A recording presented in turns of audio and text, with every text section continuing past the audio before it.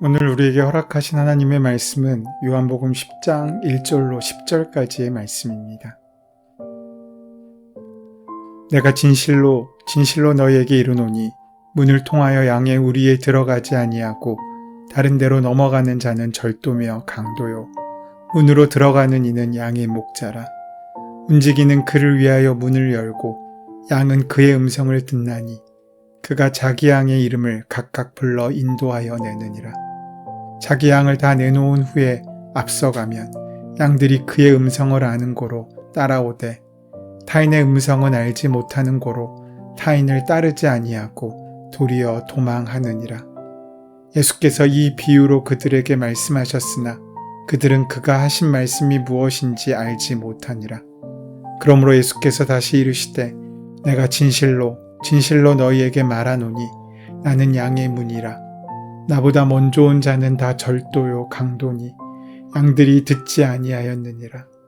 내가 문이니 누구든지 나로 말미암아 들어가면 구원을 받고 또 들어가며 나오며 꼴을 얻으리라. 도둑이 오는 것은 도둑질하고 죽이고 멸망시키려는 것뿐이요 내가 온 것은 양으로 생명을 얻게 하고 더 풍성히 얻게 하려는 것이라. 예수님께서는 공생애에 많은 표적을 행하셨지만 요한복음에는 오직 7개의 표적만이 기록되어 있습니다. 그 표적을 읽고 듣는 자에게 예수님이 하나님의 아들이신가 메시아이심을 믿도록 하기 위한 까닭이었습니다. 물론 표적만 보고 믿으라는 취지로 요한복음이 기록된 것은 아닙니다. 보지 못하고 믿는 자들은 복되다라고 하신 주님의 말씀을 기록하므로 표적 자체가 목적이 되거나 표적만을 바라는 신앙이 바람직하지 않음을 알려주고 있으십니다. 사도 요한은 요한복음에 예수님의 7가지 표적을 기록하므로 예수님이 전능하신 하나님이심을 알리고 있다면 예수님의 7대 선언을 기록하므로 예수님이 누구신가를 또한 우리에게 보여주고 있습니다. 오늘 본문은 예수님의 7대 선언 중에 3번째와 4번째의 말씀입니다.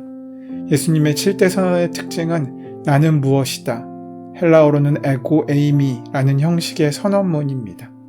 요한복음 9장 전반부에는 예수님이 7대 표적 중 6번째 날때부터 맹인된 사람을 치유하신 표적을 기록하고 있는데 이 표적으로 인해서 사람들 사이에 분쟁이 발생했습니다.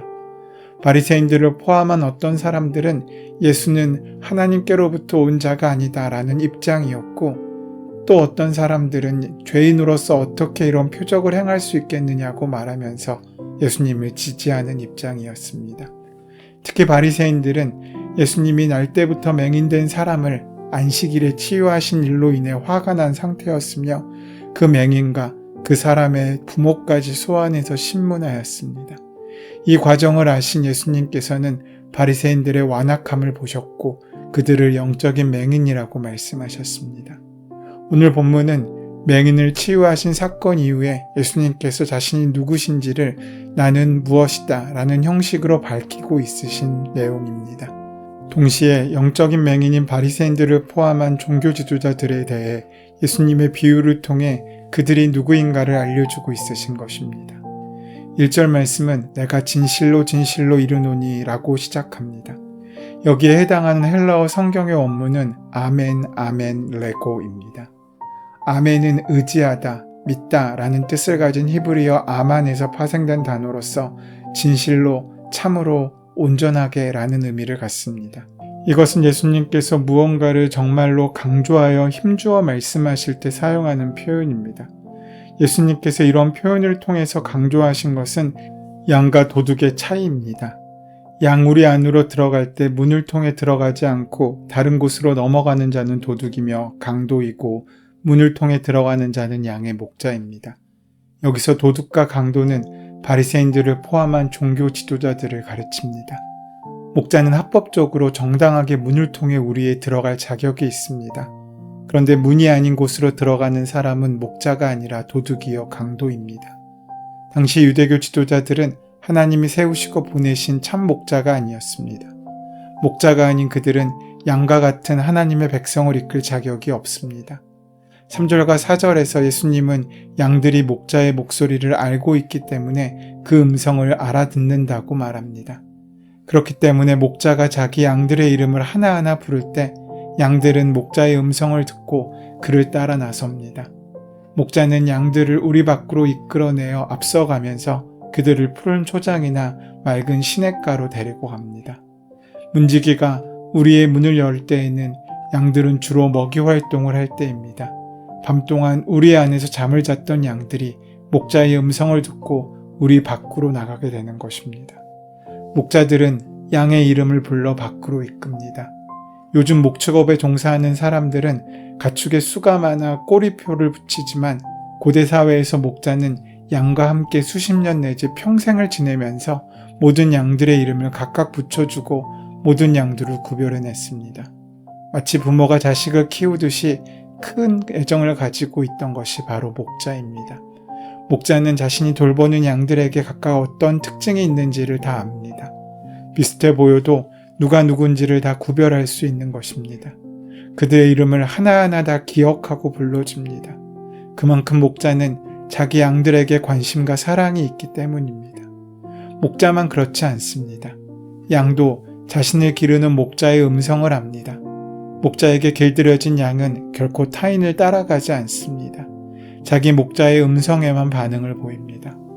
목장에 가서 소나 양 근처에 접근하려고 하면 가축들은 낯선 사람을 피하며 경계합니다. 가축들도 주인과 낯선 사람을 구별합니다. 오늘날과 달리 예수님 당시 목자들은 양과 오랜 시간을 함께 생활하였기 때문에 양이 목자를 모를 수가 없습니다.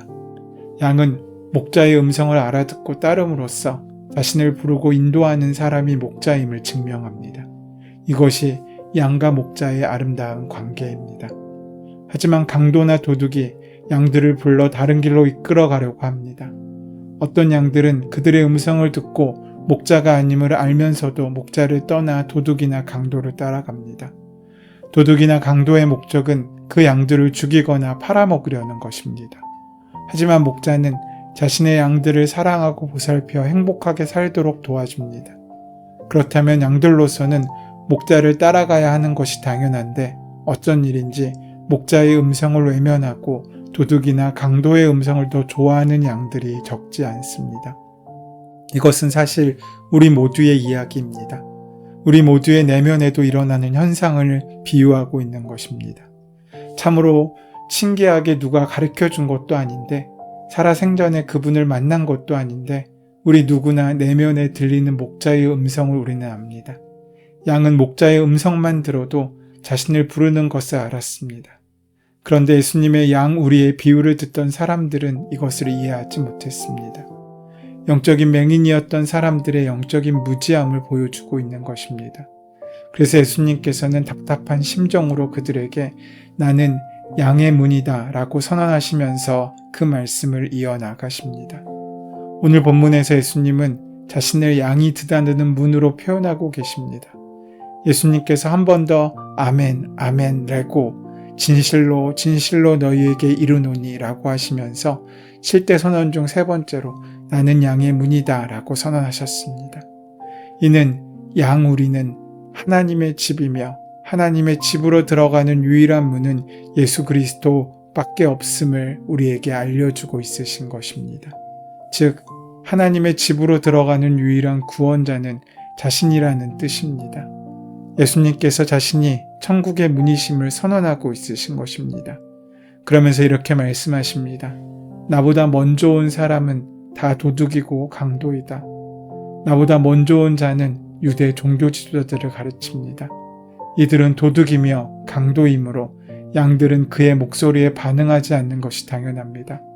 그리고 그들이 양들에게 온 목적은 양들을 아끼고 사랑하는 마음이 아니고 도둑질하고 죽이려는 것뿐입니다. 당시 바리새인들을 포함한 종교 지도자들이 율법의 정신을 배제한 형식적인 율법으로 사람들을 가르쳤기에 그들은 보호하는 것이 아니라 오히려 사람들을 심판하고 죽이고 있었습니다. 하지만 예수님께서는 구원의 문으로 오셨습니다. 양은 목자 곁에 있어야만 생명을 얻고 풍성하게 누릴 수 있습니다. 양의 문이란 양들이 우리로 들어가는 문을 가르칩니다.